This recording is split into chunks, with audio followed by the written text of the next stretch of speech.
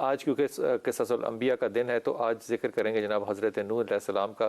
حضرت نوح علیہ السلام کا اصل نام جو ہے وہ بہت کم لوگوں کو پتا۔ آپ کا نام تھا شین کاف رے، شکر نام تھا، شین کاف اور رے، اور آپ کے والد کا نام تھا لامک۔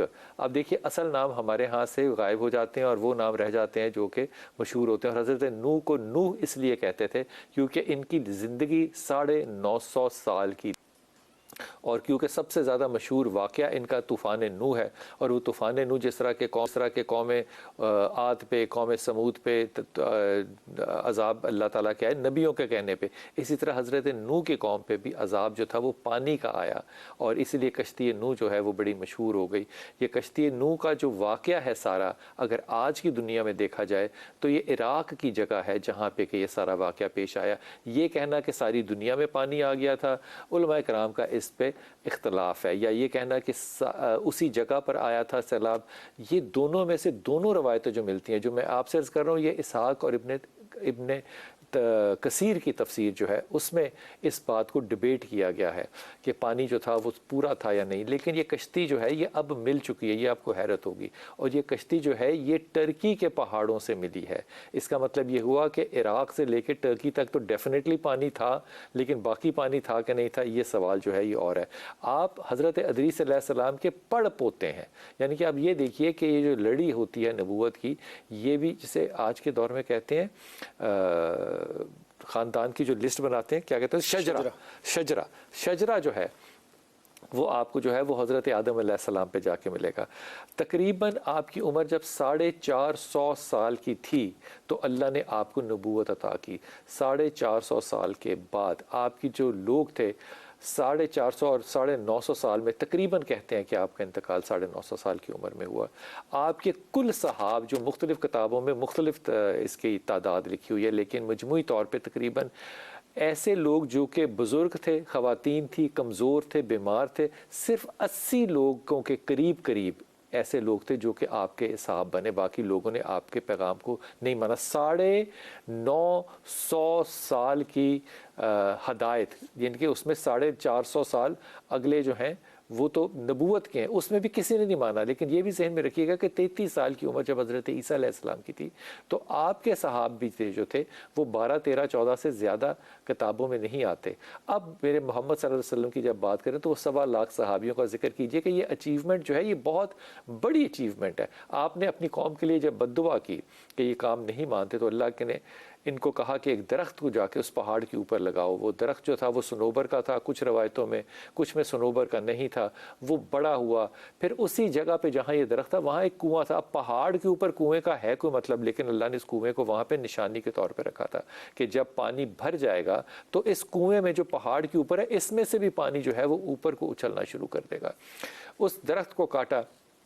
کچھ روایتوں کے اندر 300 گز اور 50 گز، اور کچھ میں مختلف روایتیں ہیں جس میں کہ بہت سی ویریشن ہے کہ کشتی کا سائز کیا تھا، لیکن ایک بات متعین ہے کہ اس کشتی کی 3 منزلیں تھیں۔ سب سے نیچے کی منزلوں پہ آپ نے جو حیوانات تھے ان کو رکھا تھا، یعنی کہ جانوروں کو، چوپایوں کو رکھا تھا۔ درمیان کے اندر جو تھے وہ آپ کے امتی تھے، اور سب سے اوپر جو تھے وہ پرندے تھے۔ اور پھر اس میں جب پانی بھرنا شروع ہوا تو آپ نے اپنی اولاد کو بھی بلایا، جس میں کہ آپ کے بیٹے کنعان جو ہیں انہوں نے آپ کی بات کو ماننے سے خاص طور پہ انکار کر دیا تھا۔ آپ نے اللہ سے بڑا کہا اور اس کا انتظار بھی کیا، لیکن سام اور حام اور یافت جو 3 بیٹے تھے یہ کشتی میں سوار ہوئے، اور اگلی جو ساری نسل چلی وہ حضرت سام علیہ السلام کے نام سے اور ان کی اولادوں میں سے آگے پھر لڑی چلی۔ 950 سال کے بعد کشتی جو ہے وہ پانی سے جب بھر گئی تو پانی ختم ہونے کا اندازہ جو ہے وہ حضرت نوح علیہ السلام نے کیسے کیا؟ میں پھر کہتا ہوں کہ حکمت کے ساتھ دین جو ہے وہ آگے چلتا ہے۔ آپ نے ایک پرندے کو بھیجا، اڑا کے بھیجتے تھے کہ تو کہیں بیٹھ۔ پانی اتنا تھا کہ پرندے کو کہیں جگہ نہیں ملتی تھی بیٹھنے کی۔ پھر ایک دفعہ پرندہ جب آ کے کشتی کے کنارے بیٹھا تو اس پرندے کی چونچ پہ مٹی لگی ہوئی تھی، تو پھر آپ کو سمجھ میں آئی کہ اب پانی جو ہے یہ رسنا شروع ہو گیا، یعنی کہ اترنا شروع ہو گیا، اور پھر یہ پرندہ جو ہے اس کی اس نشانی کو دیکھ کے آپ نے لوگوں کو خوشخبری سنائی کہ اب سیلاب جو ہے وہ ختم ہو گیا ہے۔ اب اس سارے معاملے میں کئی روایتیں جو ہے وہ کئی طرح کی تفسیروں کے اندر، مثال کے طور پہ ایک بہت مائی کا ذکر ملتا ہے، وہ آپ کے پاس ہمیشہ آتی تھی، تذکرۃ الاولیاء میں بھی اس کا ذکر ہے۔ تفسیر ابن کثیر میں بھی اس کا ذکر ہے. اور وہ آ کے پوچھتی تھی کہ پانی کب آئے گا. کچھ لوگوں کو دیکھو جو ایمان والی تھی وہ ایک مائی تھی, بوڑھی تھی, اور وہ نوجوان نہیں تھی, تو وہ آ کے پوچھتی تھی ہمیشہ کہ نو کب آئے گا سیلاب. تو انہوں نے کہا تمہیں کیا مسئلہ ہے؟ اس نے کہا میں نے اپنا چولہا نہیں گیلا کرنا اور میری جو پوٹلی ہے وہ میں چاہتی ہوں کہ بچ جائے, تو مجھے بتا. تو کہتے تھے کہ آیا ابھی کشتی بن رہی ہے, ابھی کشتی بن رہی, وہ بار بار آتی تھی. تو ایک دفعہ حضرت نوح علیہ السلام نے اس کو کہہ دیا کہ مائی میں تجھے بتا دوں گا. اس کو شاید یہ جھڑک لگی ہوگی تو وہ دوبارہ نہیں آئی. لیکن جب طوفان نوح ختم ہوا, اب یہ معجزات اللہ کے لیے بڑے آسان ہے, تو حضرت نوح علیہ السلام بھول گئے تھے اس کو بتانا کہ سیلاب آ رہا ہے. تو ان کا خیال تھا کہ وہ ڈوب گئی ہوگی یا پانی وہاں پہ بھر گیا ہوگا. تو جب اب وہاں پہ گئے تو اس کی کٹیا یا اس کا جھونپڑا اسی طرح خشک تھا, اور وہ اپنی پوٹلی لے کے اسی طرح بیٹھی نوح کا انتظار کر رہی تھی. اور اس نے نوح کو دیکھ کے کہا کہ نوح پانی آنے والا ہے, اب چلیں آپ کی کشتی پہ. یہ معجزات اللہ کے لیے بڑے آسان ہیں, لیکن یہ ذہن میں رکھیے گا کہ بزرگ جو تھے وہ ان کے پیروکار بنے اور ان کی ہدایت پہ آئے. بزرگی میں سارے لوگ مسجد جانا شروع کر دیتے ہیں. معاملہ تو یہ ہے کہ آپ جوانی میں ہدایت اللہ پہ اور توحید خدا پہ میری دعا ہے کہ اللہ تعالی ہمیں یہ توفیق دے. بسم اللہ الرحمن الرحیم. کالر ہمارا انتظار کر رہے ہیں, لیکن ایک جملہ کہہ کے کالر کے پاس چلتا ہوں کہ یقین کیجئے کہ اللہ تعالیٰ کے رسول نے جب کہا تھا نا یہ, تو ہمیں شاید اتنی اس بات کی سمجھ نہیں تھی جتنی اب ہے. اللہ تعالیٰ کے رسول نے کہا کہ 70 شاخیں, 70 سے مطلب ہوتا ہے بے انتہا, 70 کا مطلب 40 کا مطلب 40 یا 70 نہیں ہوتا. یہ سیکھے کے طور پہ استعمال کیا جاتا ہے, یعنی کہ مثال کے طور پہ, مثل کے طور پہ استعمال کیا جاتا ہے. کہا ان میں سے ایک شاخ جو ہے نا وہ حیا ہے, اور جب حیا نہ ہو تو پھر باقی 69 چاہے تمہارے پاس ہو, آپ ایمان سے فارغ ہیں. مجھے لگتا ہے کہ آج کے اس معاشرے میں حیا کو ڈھونڈنا جو ہے وہ بھی ایک بہت بڑا کام رہ گیا ہے, اور جو حیا والے ہیں اور جو حیا والے نہیں ہیں وہ ایک دوسرے کو نارمل نہیں سمجھتے. اس پہ انشاءاللہ. جی میرا بیٹا جناب علی, بسم اللہ. میں کراچی سے بات کر رہا ہوں. میری ایک سسٹر ہے, اس کا کہیں پہ رشتہ بھی نہیں ہو رہا, اور اوپر سے گھر میں بہت زیادہ پرابلم ہوتی ہے. اور نام غفار کیا ہے بیٹا؟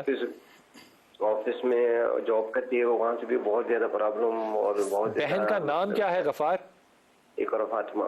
فاطمہ, اقرا فاطمہ. اب دیکھ اقرا فاطمہ میں سب سے بڑا تیرے خیال میں بحثیت ہے بھائی مسئلہ کیا ہے؟